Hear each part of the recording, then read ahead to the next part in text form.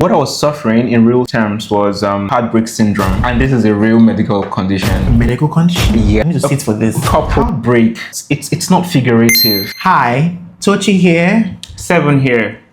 Once again, it's so nice to be back to take you guys through the next song. Just a bit of a background. If you haven't checked our previous video, Alex and I, 7, we're friends, or used to be friends. We connected recently and have been exploring elements of our personalities through music, a number of interests we might have, and some ideologies we'd share. So we've gone over some songs in the past, from 7 by Taylor Swift to a Deaf Heaven song. Yeah, the Marvelous Orange Tree. The Marvelous Orange Tree, which is pretty much like what depression sounds like, but in a song. Yeah. And we also went through Never Grow Up by Taylor Swift in commemoration of Children's Day last week. And we also did, what's the last one we did? Hit the Wall. Hit the Wall by the amazing Gracie Abrams. Oh my God, I'm still at the restaurant for that one. Me too. So yeah, we're back with another one this week or today.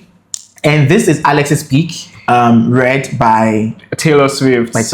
Yeah. And do you have anything to say about this song? This song, I found this song when I was going through something really, really chaotic mentally. So this song it's I want to share that, and then maybe talk about some things. Yeah. So, but I really, really love this song. I discovered this song by accident.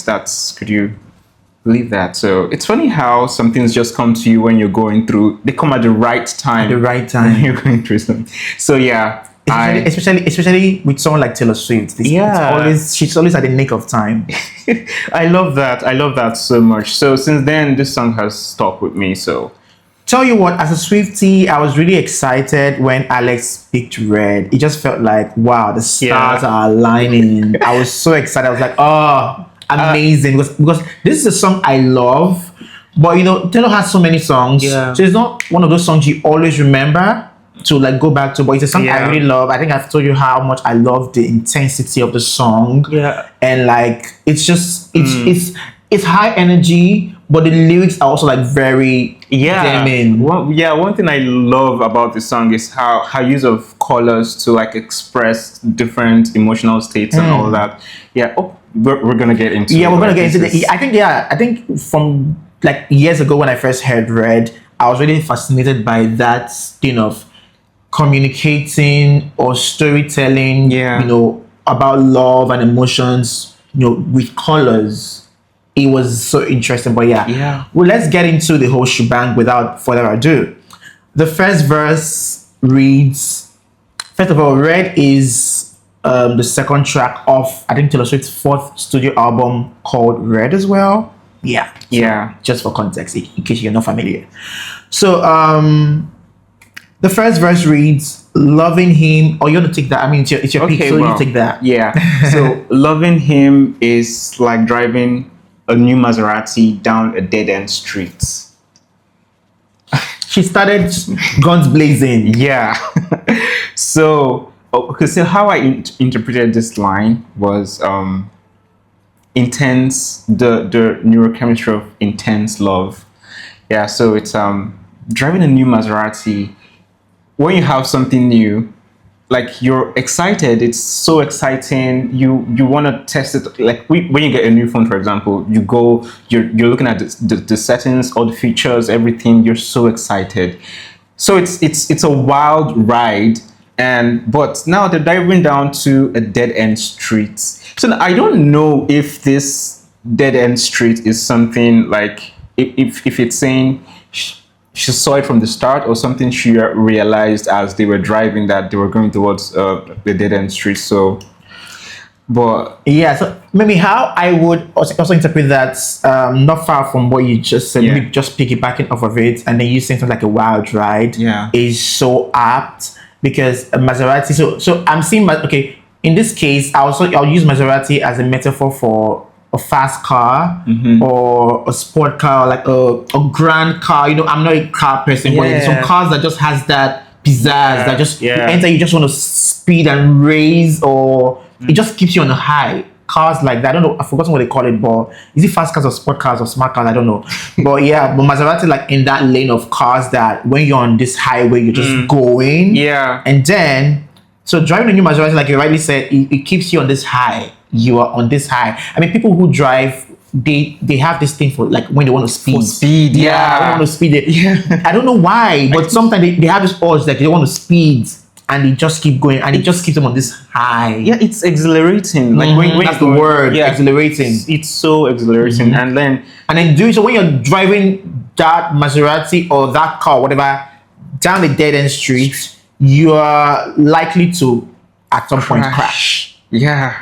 Yeah, likely to at some point crash. So that line is just so it keeps an image in your head. Yeah, like it's the opening image. It's exactly. It's like chaotic. I think that's sort of why I feel like the song has this high energy. I guess that's why I feel like the song has this high energy. Because it's not just about the sound. It's like even the imagery of the lyrics sort of keeps you in that. So whenever I think about Red, I'm thinking about like high energy. And then now I'm thinking about it might not just be the melody or even the tempo. It might actually just be the imagery of the lyrics. So I'm always thinking so fast paced when I'm thinking about Red as a song.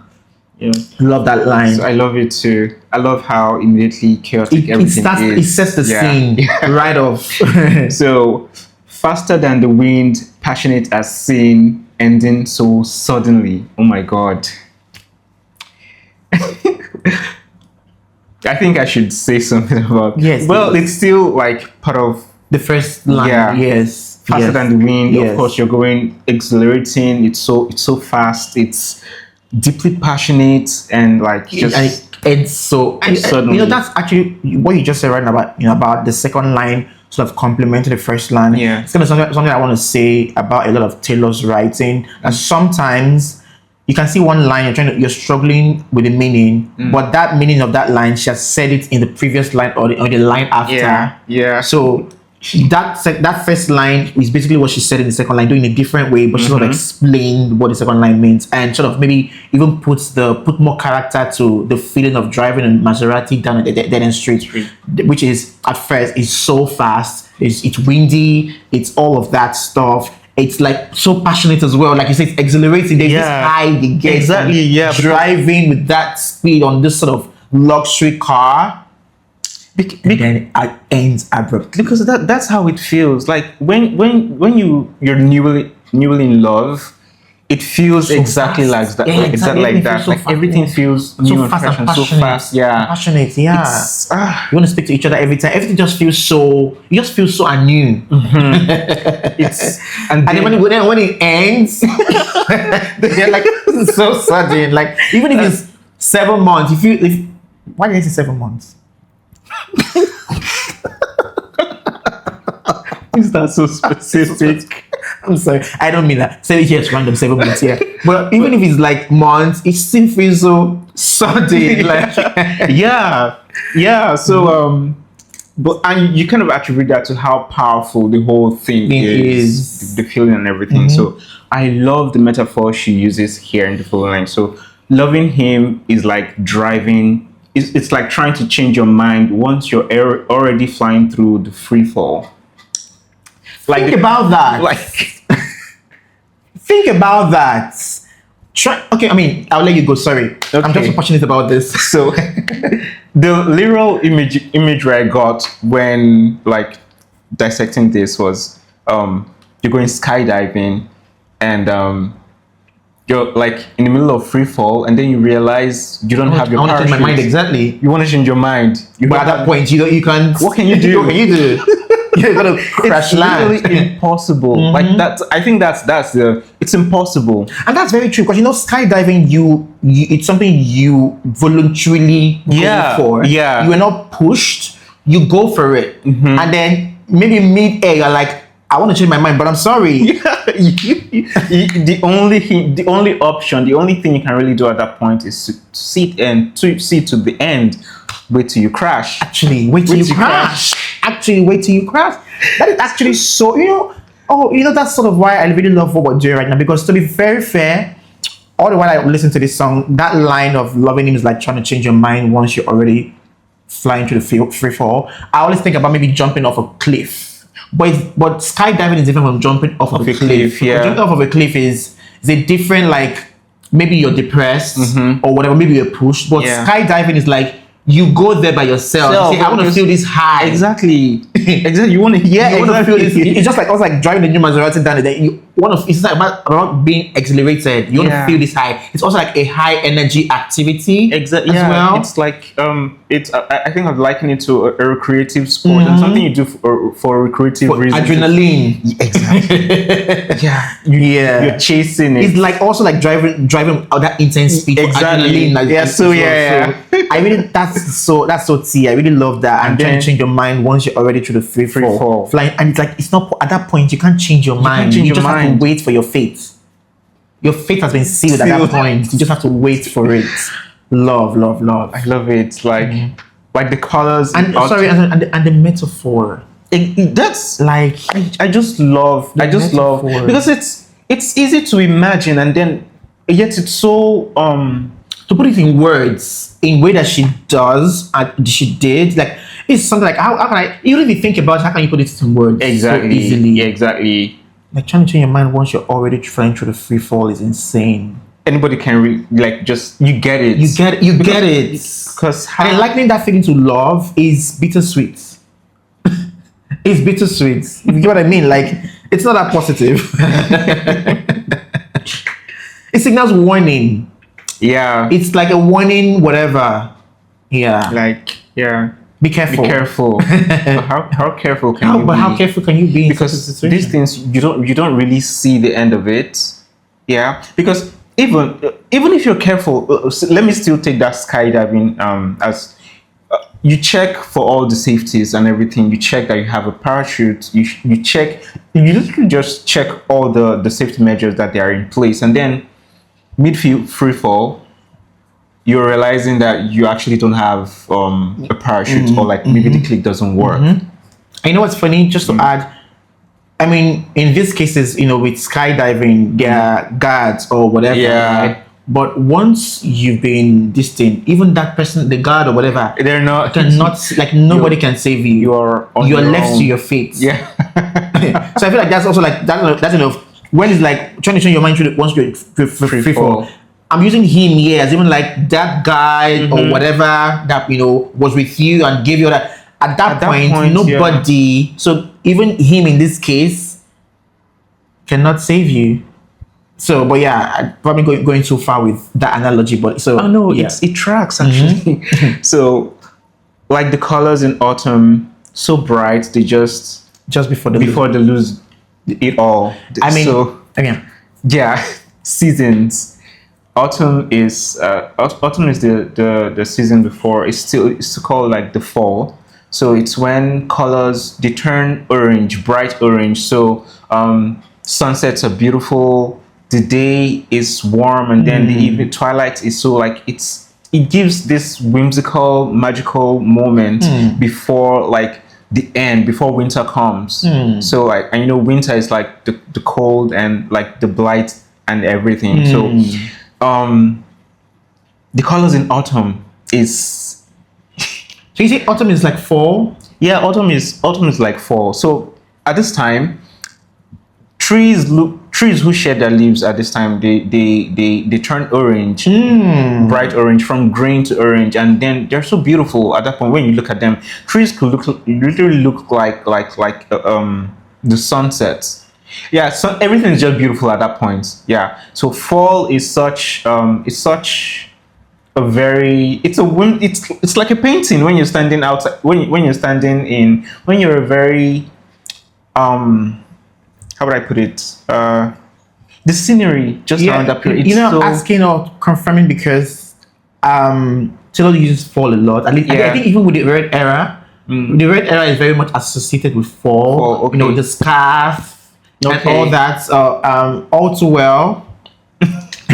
All Too Well has the fall, whatever. And if you even watch the visuals of All Too Well, the 10 minutes version, you see just the things that you're describing, the leaves turning orange and all that stuff. So I know the red era and All Too Well, we always associate it to fall. Yeah. Like in the Swiftie chords. it's a season where everything is at it's perfect. It's beautiful. It's magical. Then before, when you see this thing, it all fall is ends. sad for us. Fall is sad for us because, of course, while it's beautiful outside, the things that maybe she had to go through that period, and then putting into song or whatever. Fall is like sad for her. I think okay. So I haven't listened to a lot of Taylor Swift songs, but I think because fall is, even though it's beautiful, it kind of signifies like the coming of something painful. Like fall, after fall it's winter, and winter is evermore. Winter is like the you see, so winter is like the cold. It's like enjoying. So when you have when you buy flowers, they bloom and then they die. At that point where they're blooming, they're the most beautiful. Like the flowers spread and you can see them in all their glory. But like the next thing that follows is withering, death. They crumble and they're just like they're gone.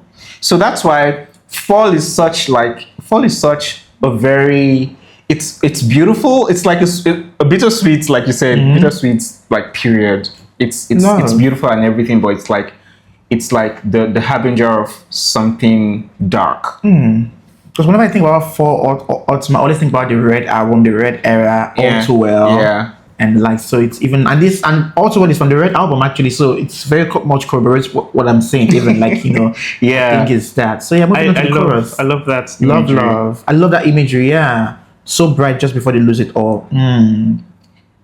Losing him was... Then the chorus, losing him was blue like I'd never known. Oh God, I have to talk about something. Okay, I think this is the point. I have to now go into what I was going through when I discovered this song, Blue Like I've Never Known. Everybody feels blue once in a while. You get sad, you get depressed, you're blue. But blue like I'd never known, it's something you've never quite experienced before. It's a whole new levels of blue. So of sad. Yeah. So I was going through something that I didn't realize that it was a real physical or real medical condition at the time. I was suffering a heartbreak.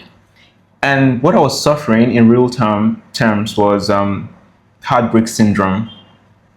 And this is a real medical condition. A medical condition? Yeah, it's real. So it's heartbreak syndrome. So let me first say something. I'm sure you've come across cases where like I need to sit for this. Couples, one partner dies and then shortly after the other one follows. Yeah. It happens like a lot of the time. So going through this experience and learning about this heartbreak syndrome actually opened me to that reality, and I learned like a lot. So it made me understand that heartbreak is actually really it's a real thing. So when people do crazy things when they're going through heartbreak, I don't really like, I get it. I get why people would like try to end their life when they're going through heartbreak, because actually it's the pain is you don't have the words to actually explain what it's like. You can only say you're heartbroken, but in the real sense of it, you can actually express it. So now going into heartbreak syndrome, it's when the muscles of your heart weaken because of intense emotional distress. So it's you lose a loved one. And let me tell you some of the symptoms. You can feel something like my own symptoms. I felt like severe pain in my chest, in my heart. Literally my heart, not just in all my chest areas. My heart, I felt pain in my heart. And it was so severe, it felt sharp and everything. And then feeling lightheaded, like close to the point where I felt like I would faint if I didn't sit down. Dizziness and all that. These were my symptoms. And then also feeling like whenever the object of your pain you come across, I came across a picture and I'll just feel this sudden sharp pain in my chest, and then my breath, I wouldn't be able, like I felt suffocated, everything, and like I wasn't eating. because of that, because I literally lost appetite. I don't know how long that went on for, but like I was literally at a point I just felt like it's all in my head. But I discovered that I actually was going through something medical and it was real, and I needed medical attention. I need medical intervention for all of that. So heartbreak, it's not just it's not figurative. It's not a figurative state of mind. It's a real thing.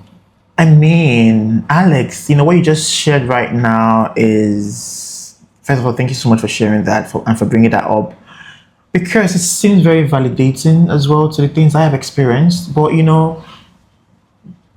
people want to discount that, like, oh, move on.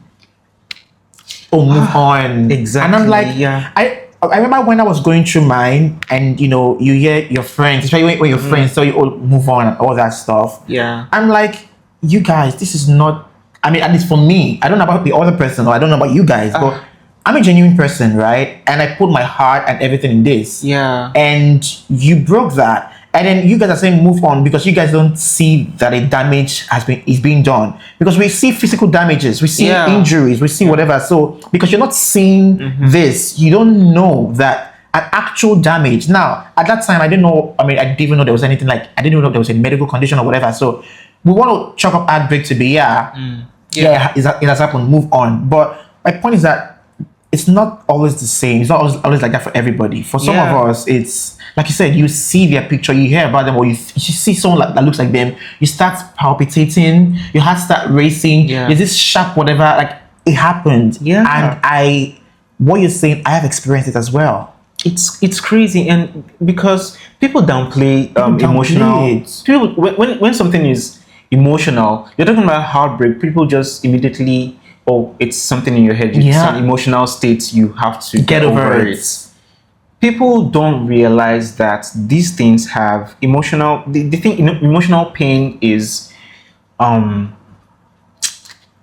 just downplay it. They downplay it because they can't see. They can't, if it was maybe a physical injury, it's a different ball game. Yeah. But because they can't see the injury, they can't see the impact or whatever. Like when I was going through mine, I went, like, just like yourself, I went through literal hell. Like anybody who was close to me then could literally see the hell I was going through. But then people would still want to chalk it up to move on. And I'm like, do you think I love being like this? Yeah. I totally get you, because months after, I was still feeling this way. And I remember speaking to a friend about it who was aware of the whole situation, and they had the same reaction, like, oh, move on, like it's been months already. Like they wanted to be like, I saw that they cared and they just wanted to be offer like some sort of support. But I also saw how like they also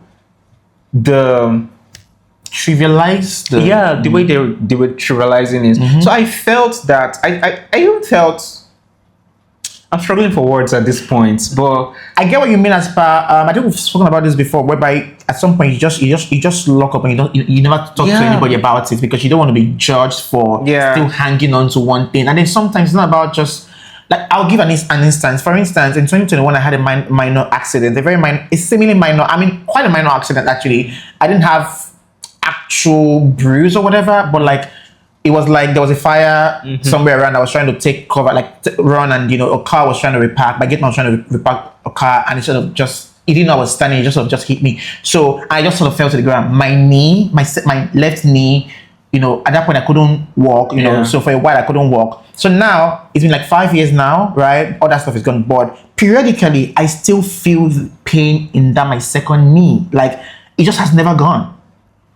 That period, of course, it was intense. I got treatment and everything, but I'm just trying to link it to heartbreak, whereby it's like that, right? Because you're not seeing the actual whatever. It doesn't mean that these things are just something just so gone. Till now, I still feel that whatever, but I never tell anybody about it because it's not that the impact has sort of reduced. But it doesn't mean that you still feel it periodically. It still comes in. Some things still trigger it. Sometimes when I take that actual long walk, it triggers it, right? It's not killing me. It's not damning. I've moved on, but that's my point. Like that's sort of how heartbreak is. Yeah. But we don't, and of course, like I had medical treatments, for that injury. Like I said, it wasn't even any injury; it was just a thing with my bone. But I did X-ray and everything. They said there was no fracture or whatever. But till now, I sort of feel the impact of that incident. Yeah. And heartbreak or matters of the heart is like that as well. Whereby you feel this thing, it can be, a lover or a loved one or whatever. Yeah. But it's actually very real.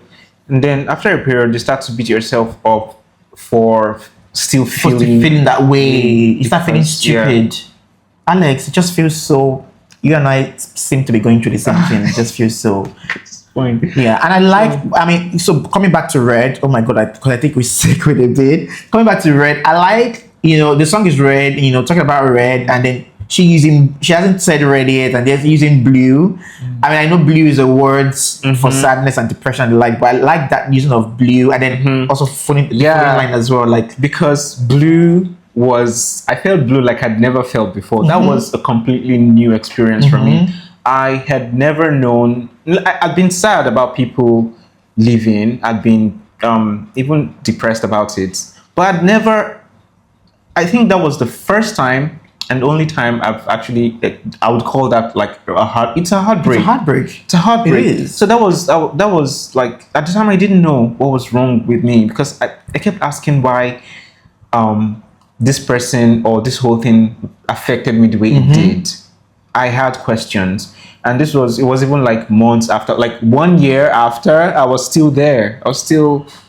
I pretty much also share with you on that. That when I was also going through mine, like when it was still very much fresh, at some point I was feeling what I was feeling, but I still felt guilty. Guilty because when my dad died, it didn't impact me the way that one impacted me. So I started feeling, that sort of guilt, like, shouldn't that have felt more when my dad died than somebody who is pretty much still fucking living? You know what I mean? Like, I felt so, it's like you're going through that and you still have to go through guilt, like, but even till now, I don't feel like my dad's death still doesn't affect me the way that particular this affects me. I keep asking myself, like, why does this particular incident or person have this much effect on me? So it's a thing of, while you feel like that, you kind of also feel guilty, like I'm such a horrible son. Yeah. That's how I feel sometimes. And I'm saying this for the first time ever. Yeah. I'd always prided myself on, maybe not something to be proud about, like not getting to a point where I'm like emotionally attached to someone, to the point where I can't like mentally just switch all of that off. Yeah, I've always had that ability. I could decide that I no longer wanted to feel a certain way about, but at that point I felt really helpless. I felt like I didn't have the control anymore. So it was such a debilitating period, because for one thing, it was also being in love with this person. As I was crashing, that was when I was realizing how deeply I was already in love with this person. So I was hurting, and then I was realizing new depths to myself. And then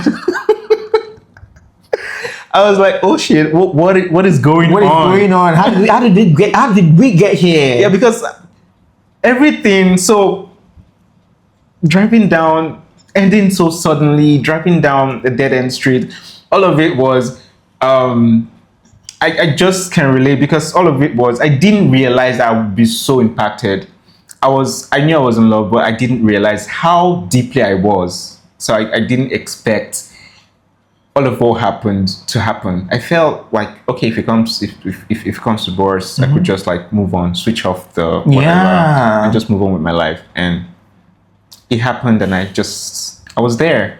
It's why I always tell people that, look, heartbreak is a real thing, and please, if you know you're not ready for a relationship or whatever, please try to not get into it, and please try to not be, because when I see people say, oh, I've been in 5 relationships in this, and I'm like, so those people that you left, did you leave them in good condition? Because you know, it makes me wonder, like, I want to say something about this, because at that time I also like wrote a lot, and I said something. I wrote that have the decency to leave people as graceful as you enter their lives, because it was like driving that new Maserati. It was so taken so gracefully. So gracefully. And there was no question about how they felt for me. All the evidence was there. I did not have to question how they felt because I could see it. They loved me. It was something I knew. I knew it. I wasn't guessing. I knew they loved me. So when I was suffering, one other question that kept like, how could you feel something so powerful and then how are you exactly not feeling like this? if you were ever genuine, Yeah, that's what I kept. In fact, I kept asking myself if you're ever. So you know, sometimes I big myself up to say, you feel this, you still feel this hurt, you still feel this way because you're a genuine person, because you're genuine about what you had with this person, right? And if they were ever genuine, maybe they'll feel this way as well. And if you don't feel this way up until now, it means that they were never genuine, and I was just a fool all along to have been genuine. So that's sort of what I used to beat myself up, like, because for fuck's sake, if I was not that genuine, I wouldn't have been, I wouldn't feel that affected, you know. So I always think it to be like, you know, at some point, just like, you know, big myself up to be like, is their problem, not mine. It's more of a reflection of who they are and how shitty they are than it is about me not moving on or whatever. Because how do you move on? So I always tell, like, you know, when maybe people want to make me feel, because I was at some dinner some months ago, we're talking about these things. I think I told you before, and some friends were like, you're an adult now, please move on.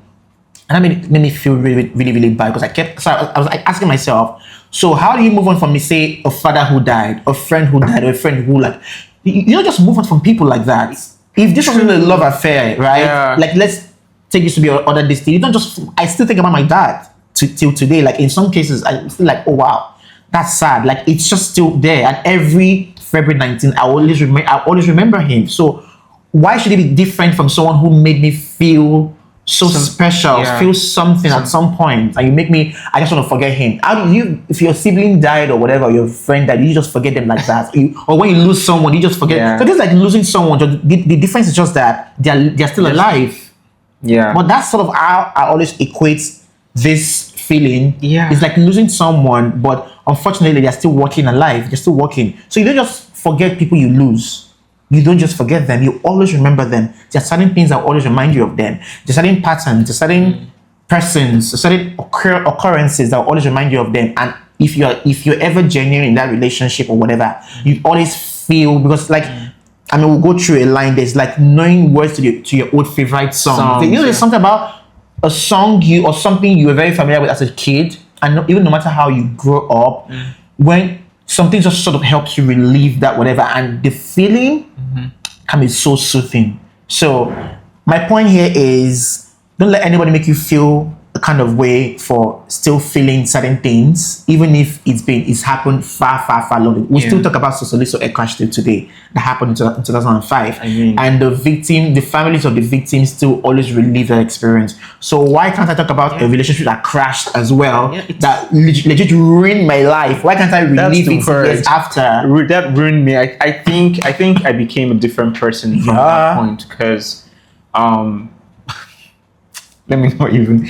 It was such a lot of things happened to me at that time, and I feel, but if for anything, I'm very excited that, you know, you feel that way, and I feel that way, and we both are understanding of that, as opposed to being with people or friends that make you feel shitty for still sort of feeling some kind of thing. So man, that was quite a lot spent on that line. But like, moving on to the next line, missing him. Missing him was dark gray, all alone. I just want to say that I just love the colors. The colors, you know. I mean, these are colors, of course, that we don't generally the main certain things, you know. But I just love that she brought it here. It's like every line is touching on something specific. Because missing him was dark gray, all alone. I have something to say about that line, but go. At that time, I said something about like wondering how he was able to move on so fast, and I'm here. Tell me about it. I'm here. Tell me about it. Makes me feel like, you know, recently I wrote a song. Sorry to cut you. Recently, I wrote a song and the storyline is about how I am a loser because you fucked me up. I'm the one still at the restaurant. You've moved on, been in countless relationships, having a good life, blah, blah, and I'm still here. So it's like, I lost, true and true. I lost you, I lost in life, I lost everything. It's like, I'm a loser, true and true. So it's like, how are you able to move on so fast? And then go into another relationship and still break their heart and still move on. It's like, so it's like, how do I put it? You're able to get other people. Yeah. You're able to move on and, you know, live and enjoy life. And then it's just me, here, like this sad old widow. Because it was so intense. This is not just from my part. I saw it. I saw that they experienced the level of passion that I felt. They felt the same. You're thing. Sure? Like you're not hallucinating. You're sure? Yeah, because when that happened, I started questioning it. Was it something I imagined that they felt, or like? But no, I saw it. I saw it. At some point, I was asking myself, but they came from me. Like I was on my own. Like they came from me. Like they came from me. I told you how it happened because I wasn't. It happened when I wasn't looking for anything. I wasn't looking for anything. I was just like at a birthday party, and I met this person, and we just hit it off. And even then, I did not expect it to go where it went, where the depths it went. I just like, we're talking, and then I found myself in this. And I said earlier that it was while going through the whole crash and everything, that was when I started realizing, oh, I'm in this thing too deep, I'm fucked up. That was...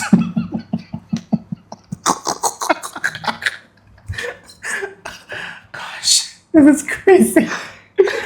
So I saw the emotions, I saw everything, I saw not just everything I was experiencing at that time. I saw him. I think I just came out.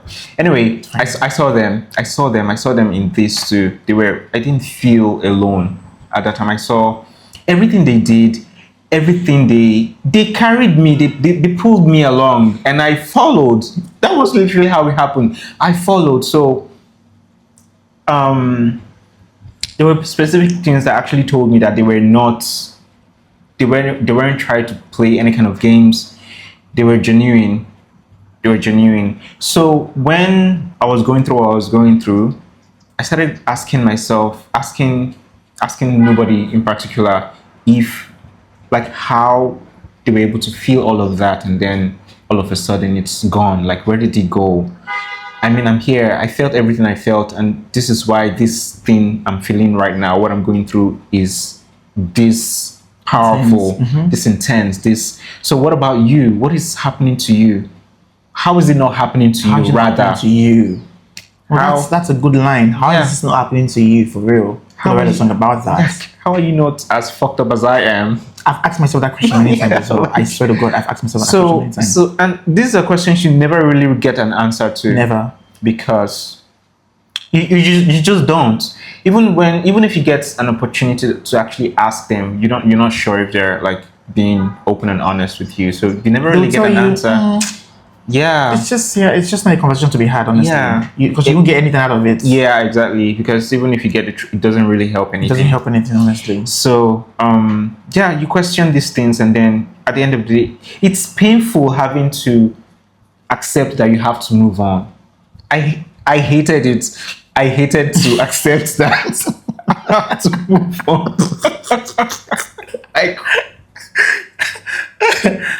Oh my God. So this line of missing him was that great all alone. Adding to some of the things that you've said. I mean, for me, how I usually think about a line is, when being dark gray or gray, when you're gray, there's no color in your life. Yeah. There's no color in your life. And I remember that time when it happened to me. Everything feels bland. Everything feels so bland. It's like even when I'm like not then, because I love taking pictures then in general. Yeah. So even when taking pictures, there's no color in your, like, you don't even feel vibrant. Like even if you're trying, like you're trying, like normally, because normally when you're in this thing, you're glowing and everything. Yeah. When you're taking pictures, when I was taking pictures that period for social media, normal. Yeah. Everything just felt like you could tell from the pictures even that there was. In fact, in some of it, one of the pictures, I had to caption it. Who stole that smile? Because it felt like you can't even smile. You can't even, be vibrant. Yeah. You're just dull. That's when I think about gray and like that line missing was that gray all alone. It's like there's no color in your life. It's just gloom. So that's sort of how it's also how you pretend to be okay. You want to still put up, show up and all that stuff, but because people can tell that there's something about you. You're not looking bright. You're not looking bright. You're not looking whatever. Yeah. So that's how that phase of like pretending, lying to people that you're okay. That's so alone. That's so gray. I think there's one line of another Taylor songs that I think we'll get into where she said, "I've lost color in my face," something like that. So that's sort of isolated. Taylor or Grace Abrams, one of these artists, yeah. But yeah, that's what the dark gray. I really love that color thing there. Oh my God, Taylor is going to kill me. Forgetting him was like trying to know someone you never met. This is literally impossible. It's impossible. Exactly. That's actually how to say something is impossible. That's basically how to say something is impossible. I love how she used, instead of saying it's impossible, that's sort of how she just said it. Like, because you can get it. You can get it. I mean, think about it for a moment. Trying to know someone you have never met. How is that? That's not happening. That's not happening. It cannot happen. So when I say this song, it struck a chord with me. Yeah. Trust me, when you chose this song, I was excited because I probably wouldn't have thought about it. Man, it's impossible. Like, how do you know? Like, I don't know, but how do you know someone you never ever met? Yeah. Because once you meet someone, you're like, meeting people is knowing them, or knowing people is meeting them. So there's no one can happen without the other. Yeah. So how do you know someone you've never met? Think about that. Like, and then, but loving him was red. So you see, but loving him was red. This is going back to the whole intense passion. Exactly. And everything. Yeah. Because it really was.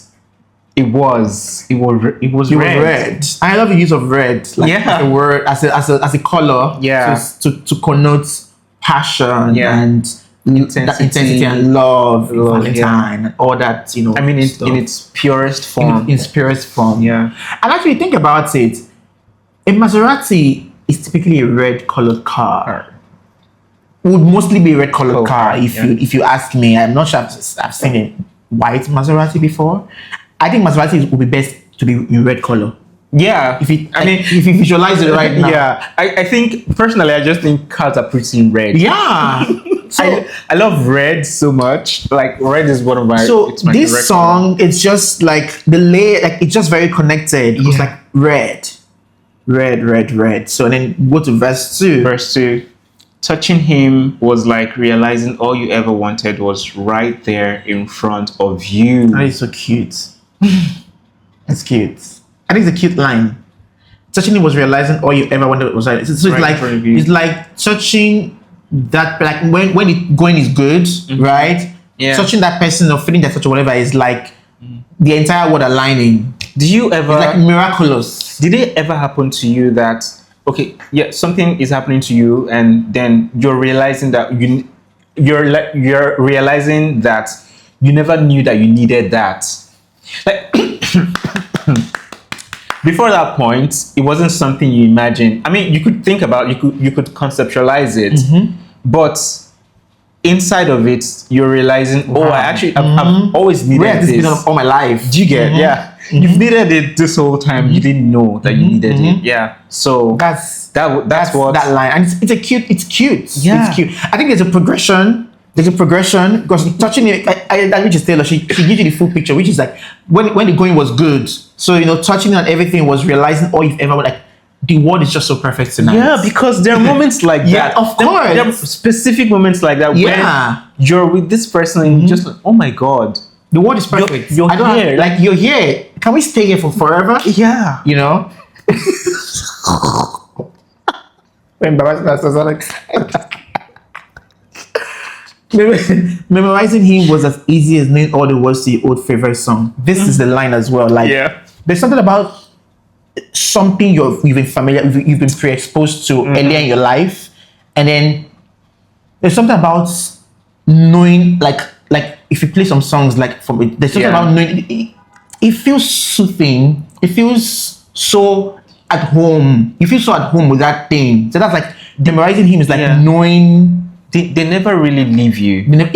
That's it. They never really leave. It just feels so familiar. Yeah. You feel so drawn to it. That's I think that's what that line is saying.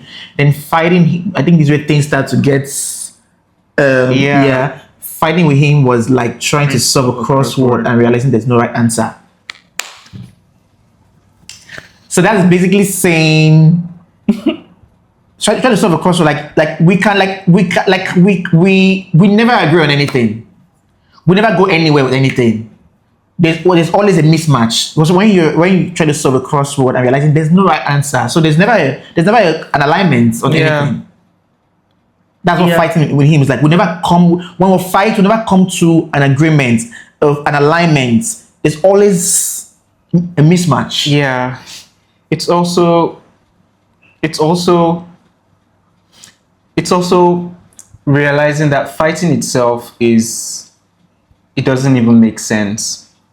Because you're both saying the right things, so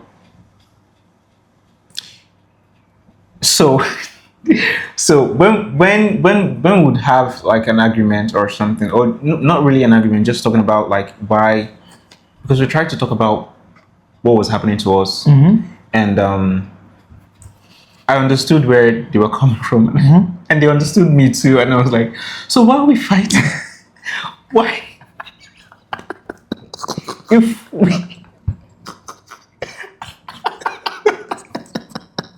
in my mind, like, so if we have this understanding, why are we here?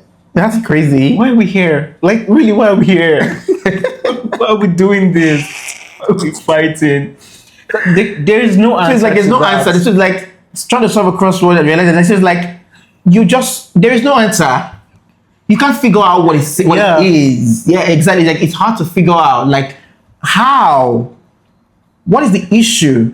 So it's not even that you don't know the answer. It's that there's no answer at all. There's no answer in this particular whatever. There's no answer. And regretting him was like wishing he never found out that love could be that strong. Oh my God, this is what you said earlier. Something about what you said earlier. Yeah. You didn't realize even.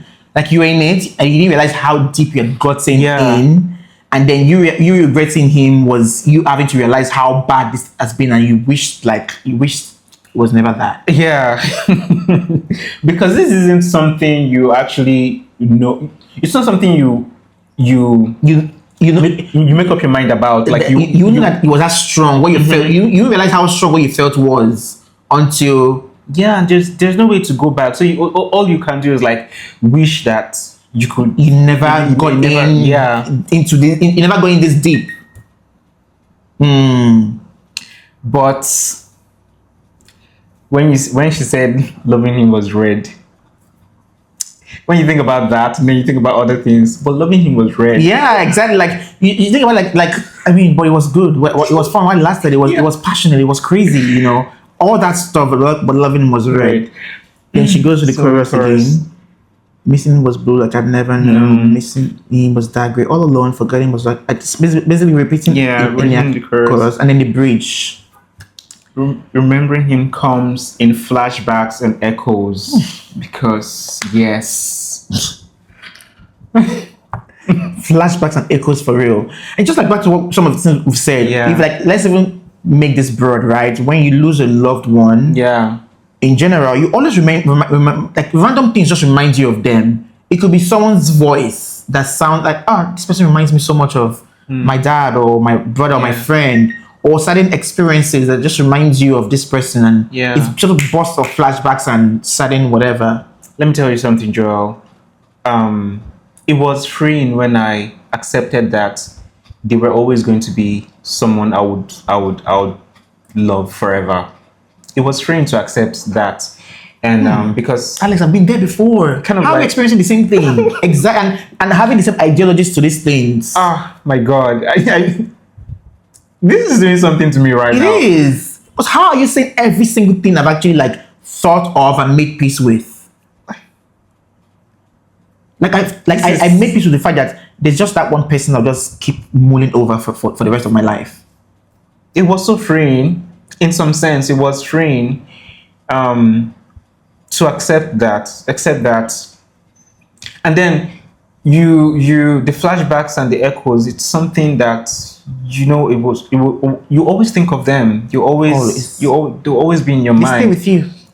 Like I said, they stay with you forever. So it was such a moment for me. I still remember the day that I sat. That day, I'd come across after such a long time. I came across they posted and I saw it, and I'm like, all of that was coming back again, not as intensely as it was before, but like because I was at that point where I thought, okay, I thought I'd actually moved on from this thing, but here I am again, and like flashbacks and echoes, and then I just had to sit with it. Like, okay, so I went deeply into the psychology of my whole emotional attachment and everything I had to this person. And then I realized that it's not going away. This is my one consuming love, and it's always going to remain, and that's okay. This reminds me of if you've ever watched Fellow Travelers. Oh yeah, Jonathan Bailey and Matt Boomer. God, I love that. So that when I watched that film, that was what, like, I think that was sort of when I reached the resolve that, sometimes not every one of us is wired to let go of certain things that make us feel so something at some point in our lives, and this might just be my own cross, unfortunately. Yeah, unfortunately, yeah. Well, so it's like it means so much to me that you say that, because I felt like maybe I had a problem, or whatever. But like being that, but you saying that, like, of course we've never discussed this before, ever. We have never. But the fact that, because I know the things I've thought about, and like it's everything you're saying. So for me, so that feels so freeing to me that there's someone else somewhere in this world that sort of feels the same way I feel, because I felt like maybe I had a problem. Man, I felt like I had a problem too, like the whole time. Especially when that happened that day. But I realized it was just something I had to accept at the end of the day. I can't change it. I can't stop it. I can't help it. I can't help it, exactly. Yeah, so tell myself it's time now. Gotta let go. You tell yourself that all the time. Yeah. You tell yourself that all the time. But moving on from him is impossible when I still see all in my head. I still make mental images or mental pictures of like, what if? So real for that. Because even till today, it's something I still do, and I no longer.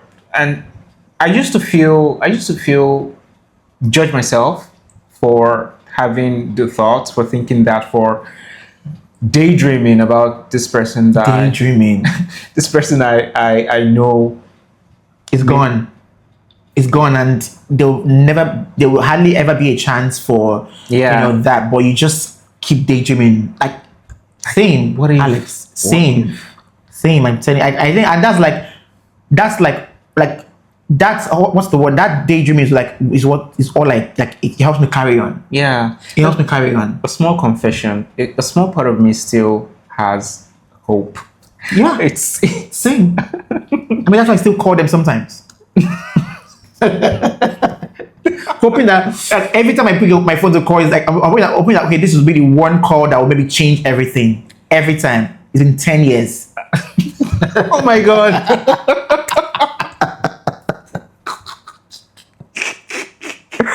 But yeah, it's the first time ever accepts this outside what I say to myself from within. But yeah, well, yeah, it's burning red.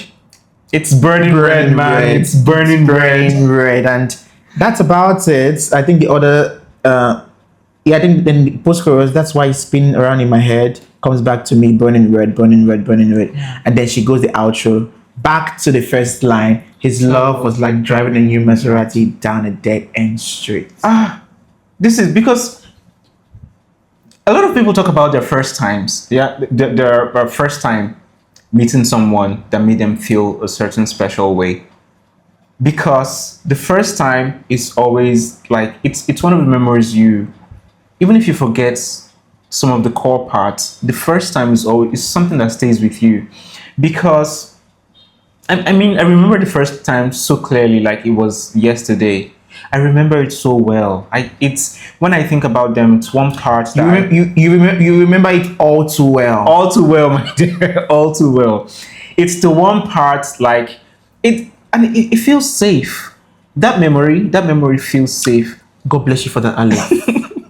God bless you for that. That memory feels safe. It's because it's the point where everything is new.